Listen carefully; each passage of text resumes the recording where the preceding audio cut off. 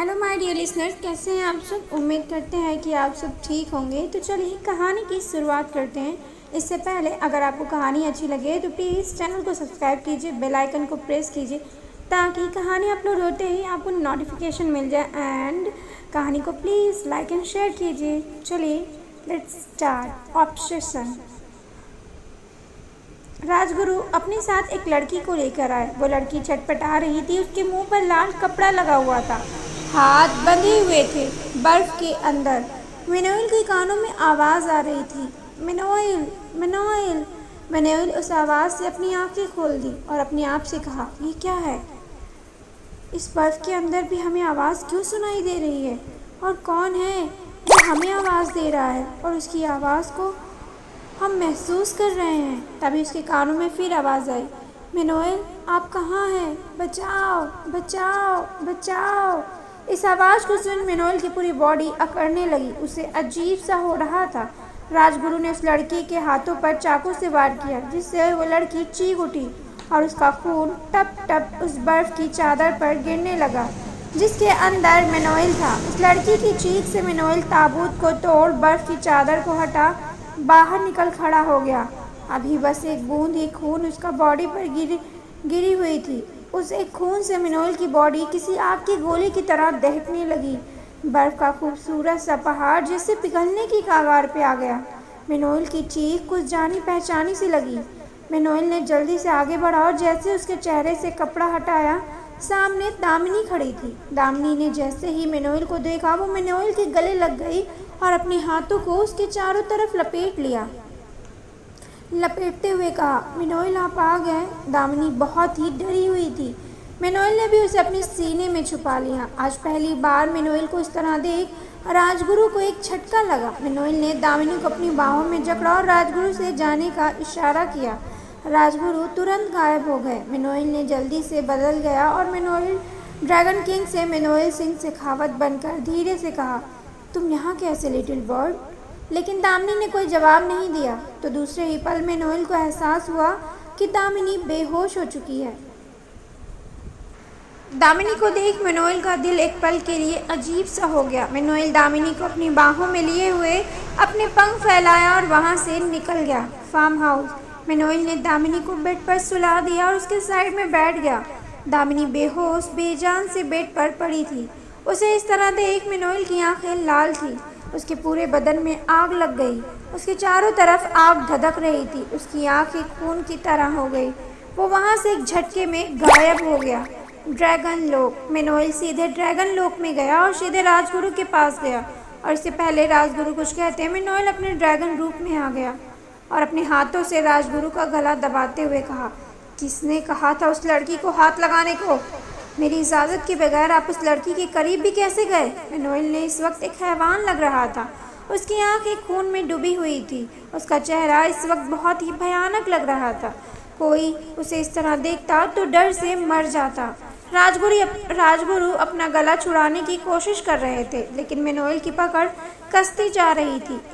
एक वक्त के बाद राजगुरु ने अपनी सांसें छोड़ दी। मिनोइल ने उन्हें अपने हाथों में पीसते हुए कहा, मेरे मकसद और मेरे बीच आने वाले सभी को जान से मार दूंगा मैं। वहाँ खड़े सभी लोग थर थर काँप रहे थे। मिनोइल को इस वक्त भयानक रूप को देख सभी काँप उठे। मिनोइल गुस्से में वहाँ से निकल गया। दामिनी की जब आंखें खुली तो उसने अपने आप को रूम में पाया और उसके साथ कुछ देर पहले क्या हुआ उसे सब याद आने लगा। वो चीखने चिल्लाने लगी। तभी अचानक से मिनोइल वहाँ आया और कहा, लिटिल बर्ड क्या हुआ? दामिनी मिनोइल को देख पीछे हटते हुए कहा, दूर रहिए, आप इंसान नहीं हैं, आप अच्छे नहीं हैं। मिनोइल समझ गया था कि दामिनी ने उसे ड्रैगन रूप में देख लिया है। मिनोइल जितने कदम आगे बढ़ता, दामिनी उतने कदम पीछे जाती। रूम की सारी सामान मिनोइल के ऊपर फेंकने लगी। मिनोइल अपनी शक्तियों से उन चीज़ों को साइड करते चला जा रहा था, लेकिन दामिनी लगातार उसके ऊपर कुछ न कुछ फेंक रही थी। उसने पूरे कमरे को तहस नहस कर दिया। मिनोइल ने लंबी सांस ली और अपने हाथों को घुमाया तो उसके हाथों में सुनहरी रस्सी आई। मिनोइल ने उसे रस्सी को दामिनी की तरफ बढ़ाया। वो सुनहरी रस्सी सीधे दामिनी की कमर के पास गई और उसकी कमर को लिपट गई। रस्सी लिपटते ही दामिनी जैसे कम सी हो गई, जम सी गई। और इस रस्सी को देखते हुए कहा, ये क्या किया है, निकालो इसे।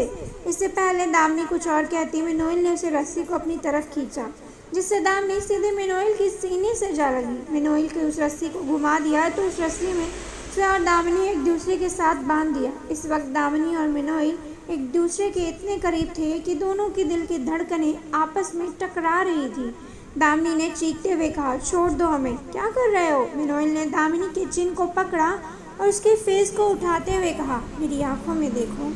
दामिनी ने जैसे ये सुना उसने कस के अपनी आंखें बंद कर ली और कहा, नहीं, मैं नहीं देखूंगी, तुम एक राक्षस हो। मिनोइल ने अपनी आंखें बंद की और जैसे ही खोला उसकी आंखें गहरी नीली होकर चमकने लगी। उसकी आंखों की चमक किसी तारे की तरह चमक रहे थे। अगर एक बार देखा तो फिर पल के झुकाने का नाम ही न ले। दामिनी अपनी आंखें भीजती चली जा रही थी। दामिनी की हरकत देख मिनोइल के होठों पर एक स्माइल आ गई। मिनोइल को भी समझ नहीं आ रहा था कि उसके होठ पर ये मुस्कान क्यों है। कब वो ड्रैगन डेविल से इंसान बनने लगा उसे बिल्कुल समझ नहीं आ रहा था। मिनोइल दामिनी के कानों के पास झुका और कहा, अगर तुमने अपनी आंखें नहीं खोली तो मैं तुम्हारे कपड़े तुम्हारे शरीर से अलग कर दूंगा। मिनोइल की बात सुन दामिनी झट से अपनी आंखें खोल दी और कहा, बेशर्म आदमी, आप बहुत गंदे हैं। और जैसे उसकी आंखों में देखा वो देखती ही रह गई। उसकी आंखों में एक सुकून था और पूरे जहां की मासूमियत। दामिनी उसकी आंखों में खो सी गई। दामिनी को इस तरह अपने आप को देखते हुए कहा, बेशर्म कौन है, मैं या तुम? ऐसे घूर रही हो जैसे खा जाओगी। मिनोइल की बात सुन दामिनी शर्मिंदा हो गई और अपनी नज़रें झुकाते हुए कहा, आज आपकी आंखें इस तरह क्यों चमक रही हैं? सुनहरी रस्सी उन दोनों को आपस में जकड़ती चली जा रही थी, जिससे दोनों एक दूसरे के इतने करीब हो गए कि उनके बीच हवा को भी आने की इजाज़त नहीं थी। मिनोइल दामिनी के कानों के पास झुका और कहा, मैं कोई डेविल नहीं हूँ, मैं भी एक इंसान हूँ। बस मेरे पास कुछ ऐसे पावर्स हैं जिसका इस्तेमाल मैं कभी कभी करता हूँ। मिनोइल की बातें सुन दामिनी ने उतावले होते हुए कहा, कैसी पावर्स, क्या मैं देख सकती हूँ? दामिनी को एक्साइटेड देख मिनोइल ने कहा, हाँ क्यों नहीं, और कहा, अपनी आंखें बंद करो। मिनोइल का इतना कहना था कि दामिनी ने झट से मिनोइल के गालों पर लगा दिया और कहा, नहीं बंद। झट से मिनोइल के गालों पे एक थप्पड़ जड़ दिया और कहा, मैं नहीं बंद करूंगी। मिनोइल ने गुस्से में अपने दांत पीस लिए और कहा, तुम्हारी इतनी हिम्मत कैसे होती है? तुम्हारा जब मन करता है मुझे थप्पड़ मार देती हो।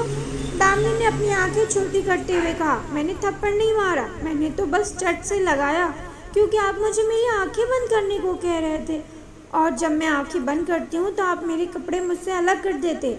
दामिनी की बातें सुन मिनोइल अपना सिर पीट लिया और कहा, तुम्हारे पास दिमाग है भी या नहीं, या फिर उसे भी कहीं भूल आई हो?